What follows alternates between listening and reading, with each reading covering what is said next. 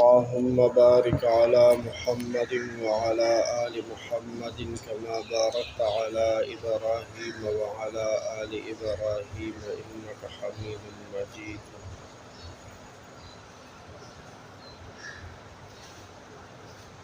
انزل سوا دعا او یایم نمبر حدیث شریف دے 1572 نمبر.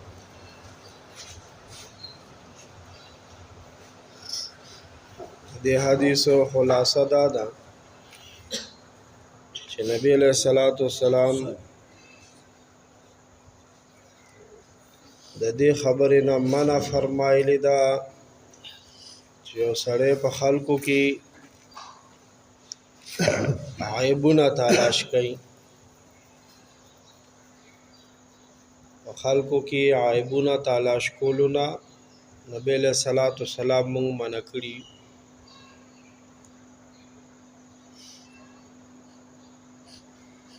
ګوره یو مچ وی مچ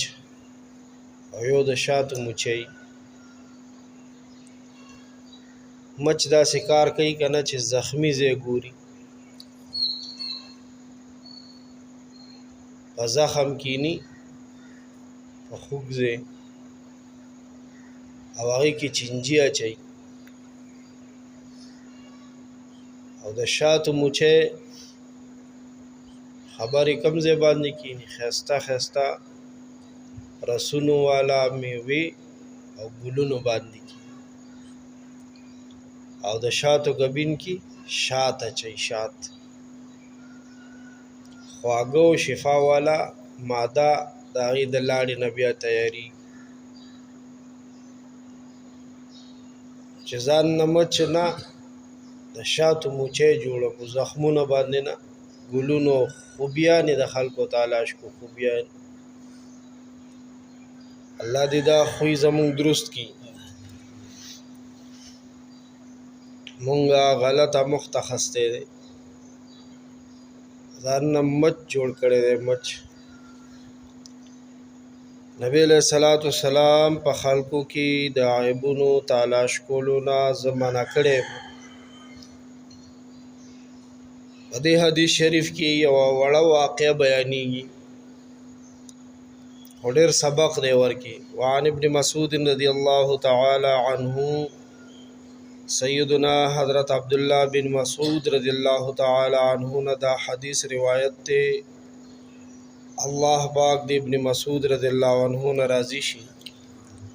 اللہ پاک دی د خپل ځان نه راضی کی.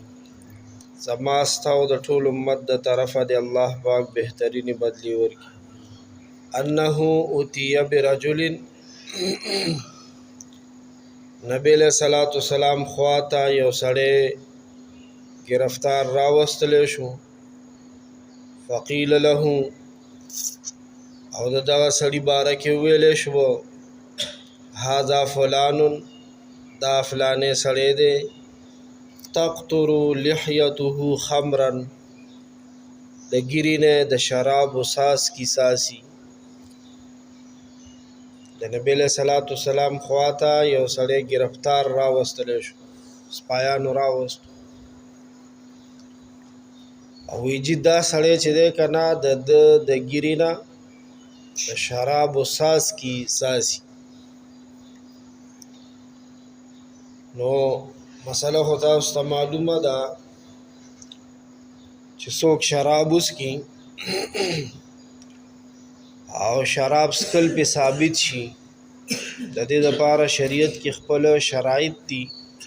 مسلمان حکمران، قاضي، جج په ده باندې د شرابو د څکلو ثبوت ولګوي، حکم پې ولګوي. دا یې خپل شرایط دي. د تحقیق نه بعد نو بیا د شرابو د څکلو سزا چې ده 80 دوری دي په اسلامي نظام کې، 80 کوړي دي.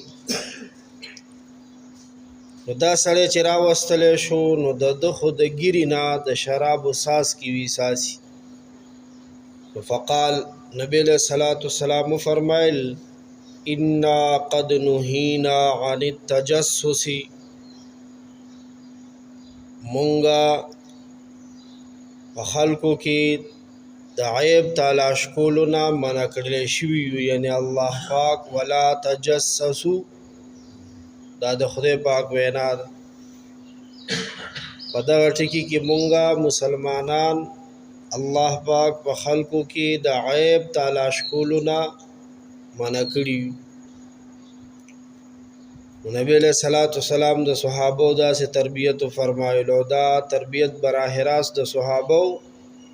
او بل واسطه زمونږ او تاسو دا تربیت ته اخلو بد خپل پیغمبر تربیت مونږه په خلکو کې د عیب تلاش کولو نه منع کړل شي چا منع کړی الله ولكن ان يظهر لنا شيء که کما کمزوری زمونږ مخې ته ښکاره شي زمونږ مخې ته راشي نو بیا داسې کار دی چې هغې کې بیا نرمیم نه کوو ناخذ به مونږ واکداران به بیا په هغې باندې گرفت کوو هغې کې به گرفتاری کېږي هغې کې به سزا بیا میلاویږي مطلب که د باندې شراب څکل ثابت شي نو بیا به د شرعي سزا لاندې راځي چې هغه اتیا درې دي خو اوس صرف په دې بنا باندې د مجرم نشي ګرځولی چې ګیري نه اساسي د ګیري نه چې اساسي نو دا ممکنه ده که نه چې څکلي ني په دې ګیره باندې ورته چا په زور اړولي په دې ګیره باندې ورته چا شراب اړولي دیو دو یا د ځان باندې نو پوي یا بېهوشه کړی دی هر رنګه حالات راتلی شي او د هغې په وجه باندې دی ونیولی شي او بیا وله سزا هم لا ورکړلی شي یو ورسره هغه هم زیاتی کړی دی اوس خو دا ډرامې ډېرې دي که د سړي د پنساولو دپاره قسم قسم حربي دي زمونږ په دې دور کې توبه نو صرف په دې بنا باندې په دې شبهه باندې څوک نیوی نشي اصل خبره دا ده چې دې حدیث کې مونږ او تاسو نبی علیہ الصلوۃ والسلام په دې خبره خبري چې د چا عیبونو تلاش کولو پسې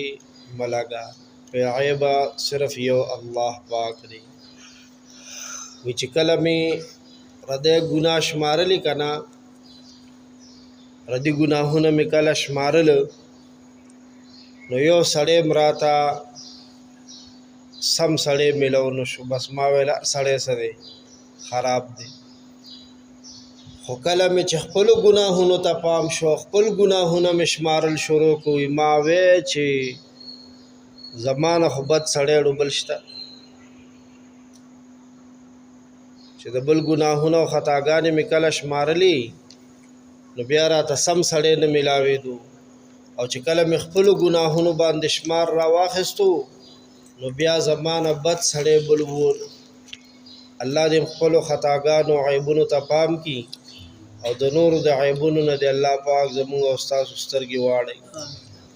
یا